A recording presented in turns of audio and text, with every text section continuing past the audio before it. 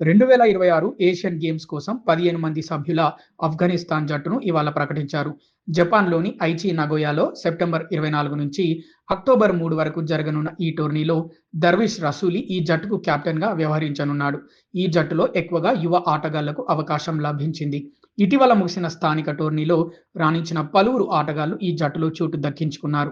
Afghanistan regular captain Rashid Khan ఈ జట్టులో లేడు. Star opener Rahmanullah Gurbaz, allrounder Azmatullah Omarzai కూడా ఆసియా గేమ్స్‌కు దూరంగా ఉండనున్నారు. అయితే అనుభవజ్ఞులైన నజీబుల్లా జద్రాన్, కరీం జనద్ జట్టులో కొనసాగనున్నారు. వీరి అనుభవం యువ ఆటగాళ్లకు ఉపయోగపడే అవకాశం ఉంది. Top order batter Mohammad Akram Shpageeza లీగ్‌లో అద్భుత ప్రదర్శనతో జట్టులో చోటు సంపాదించాడు. 8 ఇన్నింగ్సుల్లో ఇతను 339 పరుగులు, 1 సెంచరీ, 2 అర్ధ సెంచరీలు చేశాడు. ఆల్రౌండర్ ఇస్మత్ అలం కూడా లీగ్‌లో 294 పరుగులతో పాటు 9 వికెట్లు తీసి సత్తా చాటాడు. ఇతనికి Shpageeza league best player award కూడా లభించింది.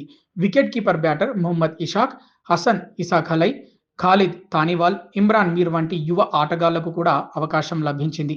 ఏషియన్ గేమ్స్‌కు ముందు ఆఫ్ఘనిస్తాన్ భారత్‌తో 3 మ్యాచ్ల టీ20 సిరీస్ ఆడనుంది. దీంతో ఆసియా గేమ్స్‌కు ఎంపికైన యువ ఆటగాళ్లకు అంతర్జాతీయ స్థాయి అనుభవం పొందే అవకాశం కూడా లభించనుంది.